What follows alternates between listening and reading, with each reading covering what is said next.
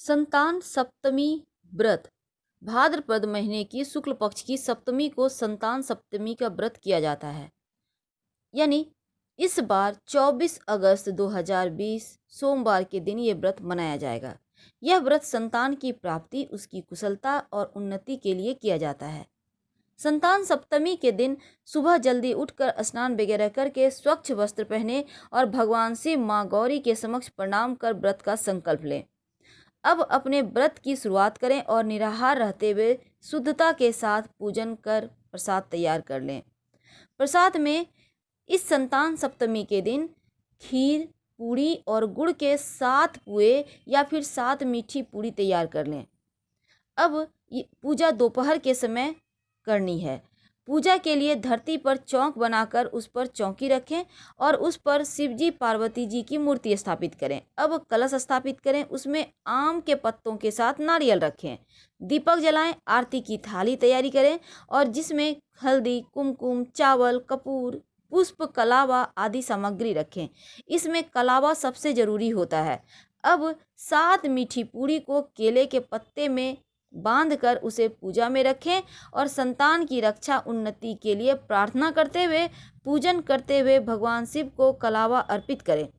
पूजा करते समय सूती का डोरा या चांदी की संतान सप्तमी की चूड़ी हाथ में पहननी चाहिए। यह व्रत माता पिता दोनों भी संतान की कामना के लिए कर सकते हैं। पूजन के बाद धूप, दीप, नैवेद्य अर्पित कर संतान सप्तमी की कथा पढ़ें या सुनें। इसके बाद कथा की पुस्तक का पूजन करें और व्रत खोलने के लिए पूजन में चढ़ाई गई मीठी 7 पूड़ी या पुए खाएं और अपना व्रत खोलें। एक कथा आती है, 2 शब्दों में हम आपको बता दें। देखिए, अयोध्या का राजा था नहुस। उसकी पत्नी का नाम था चंद्रमुखी। चंद्रमुखी की एक सहेली थी जिसका नाम था रूपमती। वो नगर के ब्राह्मण की पत्नी थी और दोनों ही सखियों में बहुत प्रेम था। एक बार वे दोनों सरयू नदी के तट पर स्नान करने गई। वहाँ बहुत सी स्त्रियां संतान सप्तमी का व्रत रख रही थीं। उनकी कथा सुनकर उन दोनों सखियों ने भी पुत्र प्राप्ति के लिए इस व्रत को करने का निश्चय किया। लेकिन घर जाकर वे दोनों भूल गईं और कुछ समय के बाद दोनों की मृत्यु हुई और दोनों ने पशु योनि में जन्म लिया। कई जन्मों के बाद दोनों ने मनुष्य योनि में फिर से जन्म लिया और इस जन्म में चंद्रवती का नाम जो ईश्वरी एवं रूपवती का नाम भूषणा था। ईश्वरी राजा की पत्नी बनी और भूषणा ब्राह्मण की पत्नी थी। इस जन्म में भी दोनों में बहुत प्रेम था।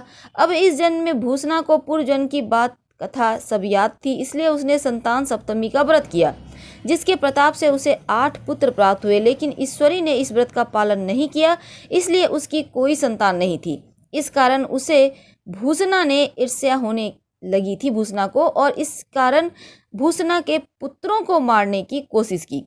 लेकिन उसके भूषणा के व्रत के प्रभाव से उसके पुत्रों का कोई क्षति भी नहीं पहुंचा सकी। थक हार कर ईश्वरी ने अपनी ईर्ष्या एवं अपने कृत्य के बारे में भूषणा से कहा और क्षमा मांगी। तब भूषणा ने उसे पूर्व जन्म की बात याद दिलाई और संतान सप्तमी के व्रत को करने की सलाह दी। ईश्वरी ने पूरे विधि विधान के साथ व्रत किया और उसे एक सुंदर पुत्र की प्राप्ति हुई।